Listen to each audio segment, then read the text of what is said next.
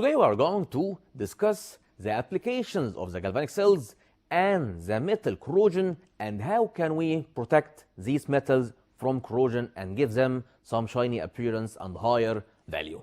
Let's start our session in that smart way and in the different way, and let's go to that smart board.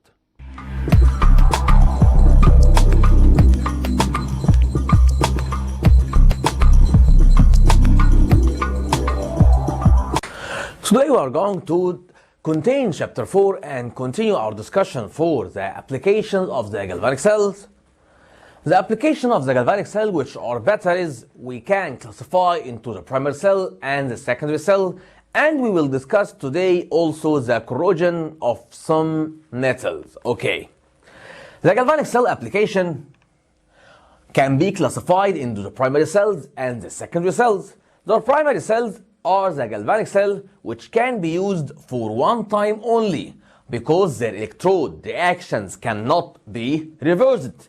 And the secondary cells are the galvanic cell that can be used after its first time by charging it because their electrode reaction can be reversed. So, the electrode reaction here proceeds in one direction only. So, it will be called primary cells because the electrode reaction can proceed in one direction only. The secondary cells have electrode reactions that can proceed in both directions, forward and backward, so they can be called secondary cells because its reactions has two directions to take place straight. The primary cells are the galvanic cells that cannot be recharged as their electrode reaction cannot be reversed. So the primary cells store chemical energy which is converted to electric energy through a spontaneous redox reaction.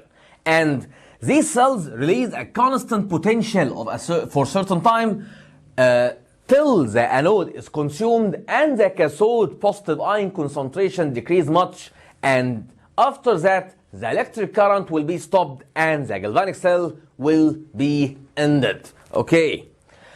The first galvanic cell or the first primary cell we are going to study is the mercury cell. Each cell we are going to study, we will have to study its composition and its EMF and many other properties. The cell shape of the mercury cell is cylindrical or with disc shape. Okay, the mercury cell will be with disc shape or will be with cylindrical shape as you see. If you cut the mercury cell, you will see the steel case, which is here, and the upper part will be of the anode. The lower part will be of the cathode. And at the middle, you will have to add the electrolyte, which is the potassium hydroxide. The anode here is zinc with the negative charge because at anode, oxidation takes place and electrons are released. So the anode always will be the source of the negative charge in the galvanic cell. The cathode is the mercury oxide and the graphite or the carbon. And there will be a porous separator between the anode and the cathode to separate between them and allow only the ions to be passed through the porous separator. Okay. The advantage and disadvantage of the mercury cell will be discussed. Small volume and dry, it will be the properties which has to be advantage of the mercury cell, as their small volume make it able to be used in the earphones and in the clocks and in cameras and calculators. And because that it's dry, there will be no leakage from its electrolyte. So its dryness is an advantage of the mercury cell. The disadvantage is that cannot be charged because its primary cells cannot be reversed. The composition, the anode with the negative charge is made of zinc, and the cathode with positive charge is made of mercury oxide. The electrolyte is made of potassium hydroxide, which is an alkaline substance. Okay. The cell reactions, you will have a half cell reaction at the anode and half cell reaction at the cathode, and the total overall cell reaction for the cell. At anode, zinc is oxidized to zinc positive 2 and it will lose 2 electrons. At the cathode, mercury oxide or mercury positive 2 will be reduced by gaining the 2 electrons. So the overall cell reaction is that the zinc will take the oxygen and is oxidized because it is the anode. The mercury oxide will be reduced and converted into mercury and loses its oxygen because it will be reduced as it is the cathode. The EMF which is produced from the cell is positive 1.35 and it's small EMF, but it also is compatible for the applications that will be used in. After using the cell, we should get rid of it in a safe way because the mercury cell contains poisonous substance which is mercury, and the mercury can be swallowed by some children and could be dangerous because it's a poisonous substance, and because of its small volume we can or we should get rid of it in a safe way. The other cell in the primary cell is the fuel cell, but the fuel cell is a special type of the primary cells. Why? Because all primary cells store amount of energy and is consumed after some time. But the fuel cell is not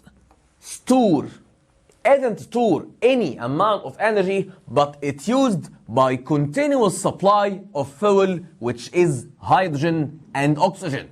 So the fuel cell cannot be consumed because it will be operated when you give it or when you supply it with fuel, so it will not store energy. It produces energy after the reaction of the fuel which is entered in the cell.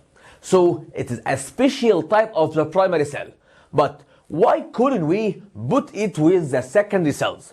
Because its electrode reaction also cannot be reversed and is proceed in one direction only, but it can be consumed because it is working by the supply of the fuel which is coming from the outside. The fuel cell has anode hollow container and cathode hollow container. Each contains the anode and the cathode, which are gases, hydrogen and oxygen. The electrolyte here is the potassium hydroxide, and here it's hydrated, so it will be in a liquid form. So there will be a disadvantage here that the electrolyte can be liquid form and it will be able to make leakage. Okay, the fuel cell is very compatible in the spaceships. Why? Because it used the same fuel which is used in launching rockets, which is hydrogen and oxygen. Okay, and when hydrogen and oxygen reacted together, they will give water and they will give the electric energy that we need.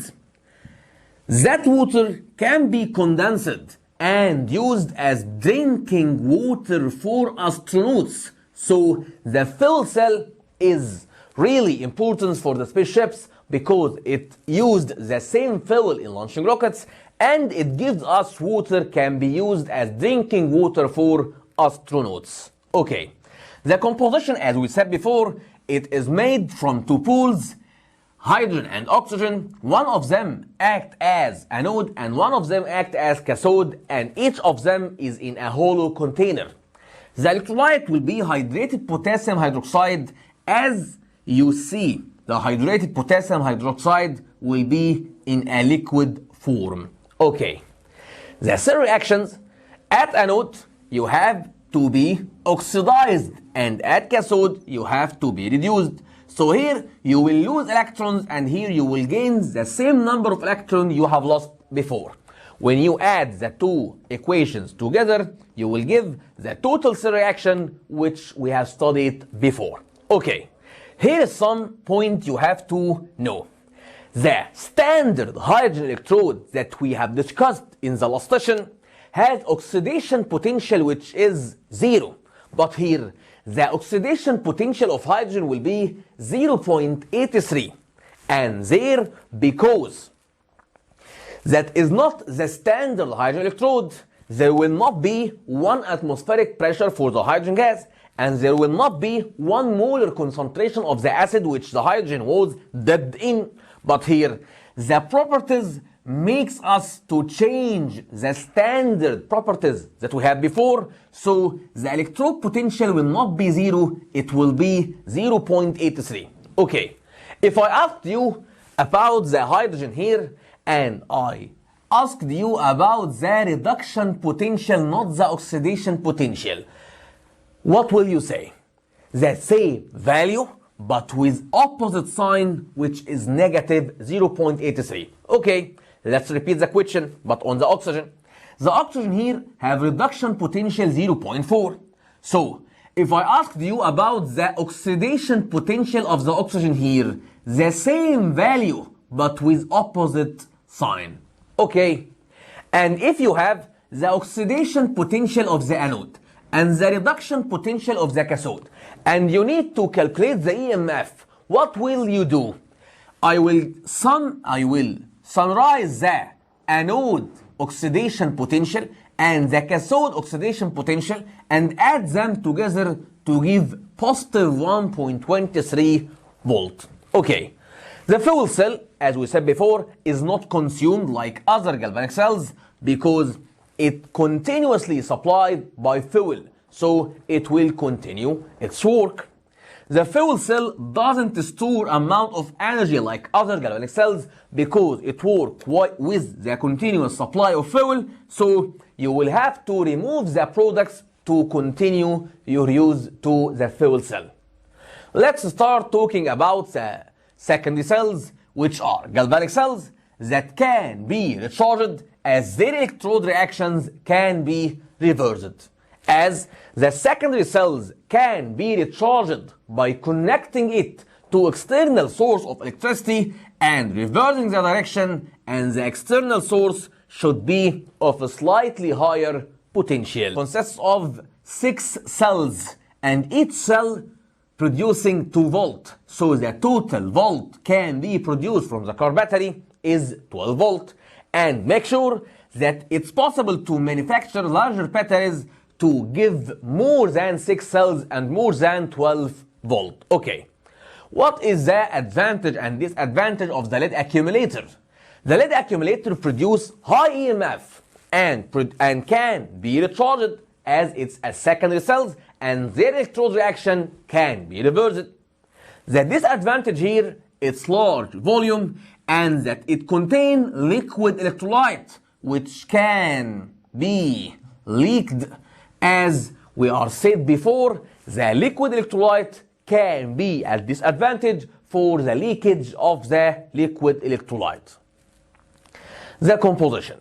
The car battery consists of anode, cathode, and electrolyte, and there will be an outer vessel exceptionally for the electrolyte, because the electrolyte here is diluted sulfuric acid, which is corrosive. It can eat any of the skin or the rubber or the plastic. So it will be made of a special plastic or a solid rubber which is called polystyrene, which is not affected by the corrosive effect of acid. The anode, which is the negative electrode, is made of a network of lead plates which is backed with pure spongy lead. And the cathode is a network of lead plates which is backed with lead dioxide. And the electrolyte will be, as we have said, diluted sulfuric acid of density from 1.28 to 1.3. Why we have to mention the density of the acid? Because the density will be used as an indicator for the condition of the battery. Why? Okay, let's see. In the car battery, the anode and the cathode and the electrolyte will react together to give salt and water. Okay? And you know that the density can be measured by this rule, which is mass over volume. As you will use the car battery, you have to increase the water which is produced and the volume also will produced, but the mass is still constant, so the density will be decreased. So when you use the car battery many times, it will produce water, so the anode will be consumed and the cathode will be decreased much.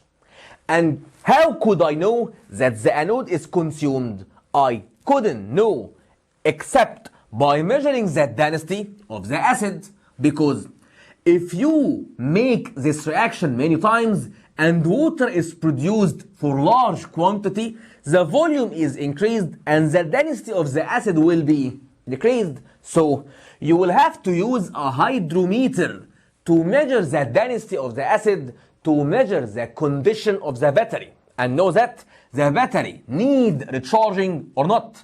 So if the density decrease to lower than 1.2 gram per centimeter cube, so the car battery have to be recharged. So the density of the acid must be mentioned because it's an indicator to the condition of the car battery. Okay. The anode half cell reaction you will see is the lead when it is changed into lead sulfate and it will lose 2 electrons. And the lead dioxide will be reduced and it will gain 2 electrons here. Okay? You will have to add the 2 reactions together to give us the total overall cell reaction, which we have said before that the anode and the cathode and the electrolyte will react together to give us salt and water. Okay.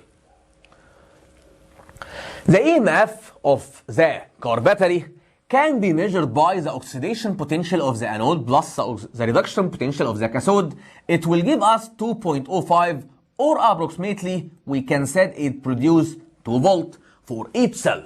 And you know that the car battery consists of many cells. You can multiply the 2 volts with the 6 cells to give total for the car battery 12 volts. Okay. The continuous use of the battery will lead to dilution of sulfuric acid as the result of water produced from the reaction, and crystals of lead sulfate will be deposited on the 2 electrodes of the car battery. Okay. And by connecting the battery to external source of electricity of a slightly higher potential and reverse the direction, you will be able to recharge the battery and give back the anode and the cathode and the electrolyte. But by the continuous use and moving of the car, the dynamo will automatically recharge the battery as the car is moving and the battery is operating. But when the car is stopped, you have to recharge the battery by connecting it to external source of electricity and reverse the direction. So the car battery here, we can see that it can be used or it can be operated as a galvanic cell, and it can be operated also as a electrolytic cell. How does that work? During discharge, you will have to make a spontaneous redox reaction. So you change from chemical energy to electric energy, so it will represent the galvanic cells. And during recharge, you will have to connect it to external source of electricity, so the redox reaction will be non-spontaneous, and you will be converting from the electric energy into chemical energy, so you will represent the electrolytic cells. So in or during discharge, you are representing galvanic cells, and in recharging, you are representing the electrolytic cells. Okay. The last battery here is the lithium-ion battery, and it's the best battery in all of them. Their advantage is they produce high EMF, and they are secondary cells, so they can be recharged, and it's a dry cell, so it will have no leakage from their electrolyte. They can be used in mobile and in laptop, and nowadays they are used instead of lead acid battery in many cars or in modern cars, because because it's light mass, because the lithium is lightest metal, and because its large amount of energy, because the lithium is at the top of the electrochemical series, which means it has the highest oxidation potential and the lowest reduction potential. Composition, it will be contains lithium as it's the lightest metal with the lowest reduction potential, and it will have metallic cover with 3 layers, which are anode and cathode and electrolyte. And at the middle between anode and cathode, there will be isolator to separate the anode and cathode and only allow the positive and negative ion to be transferred through it. The anode is made of lithium graphite, and the cathode is made of lithium cobalt oxide, and the electrolyte is made of anhydrous lithium phosphorus hexafluoride. And it's clear that the electrolyte is anhydrous, so it will not be liquid and there will not be leakage. Okay. During the charge or during the discharge, you have to know that the electrons is transferred from the anode to the cathode. Okay? The electrons transferred from the anode to the cathode. And here, when you connected it to external source of electricity, you will have to know that the electron returned to anode and the electron will be transferred in the opposite way to be recharged as you connected it to external source of electricity. At the anode half cell, the lithium graphite will be oxidized and lose electron. And in the cathode half cell reaction, you will gain electron. So here you will make oxidation and here you will make reduction. When you add the two half cells reaction together, you will get the overall cell reaction that lithium graphite and cobalt oxide is changed into carbon and lithium cobalt oxide. The EMF here is 3 volt. Can we summarize the 4 batteries that we have studied now? You have 4 batteries, 2 of them with primary cells and 2 of them with secondary cells. The 2 primary cells has low EMF, which is 1.35 and 1.23. The 2 secondary cells having high EMF, which is 2 and 3 volt, and can be duplicated in many cells in each of each other. The anode in the mercury cell is made of zinc. The cathode is made of mercury oxide. And the electrolyte is made of potassium hydroxide. And here in the fuel cell, in the anode you have a hollow containers that contain hydrogen and a hollow containers that contain oxygen. And the electrolyte is potassium hydroxide and is hydrated liquid potassium hydroxide. Here in the lead storage cell, in the anode you have lead plates bagged with this pure spongy lead. And in the cathode you have lead plates bagged with lead dioxide. And the electrolyte will be diluted sulfuric acid.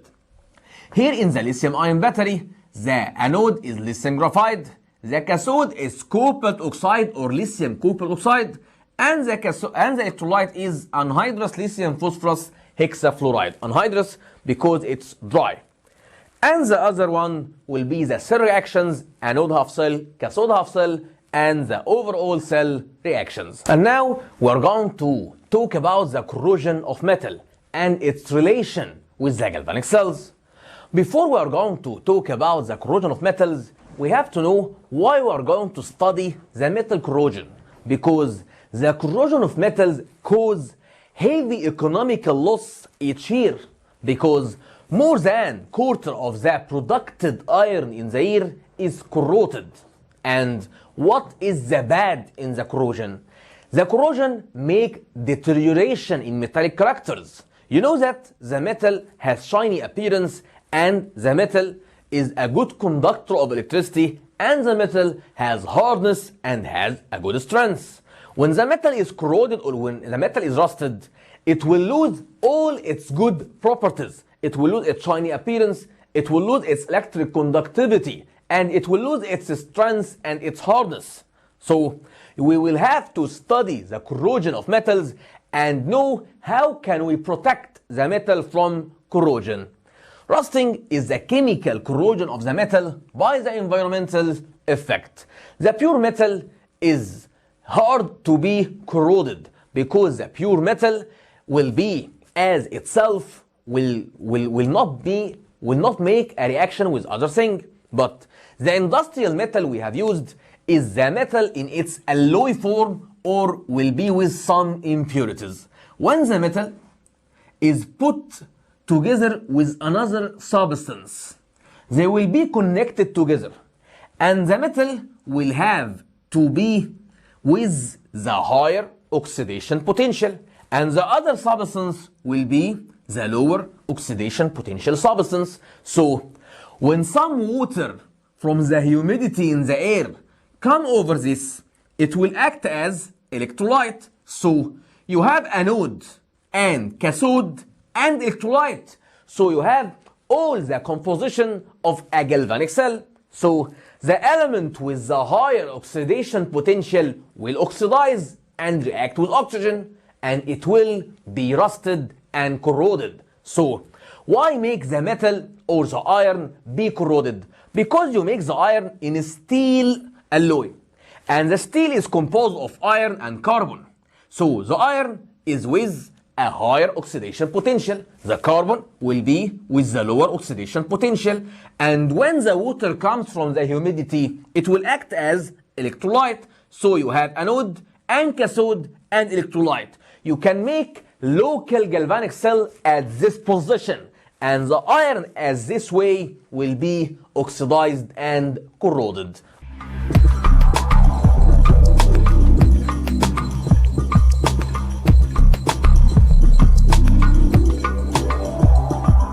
You will going to see the last session next week, inshallah.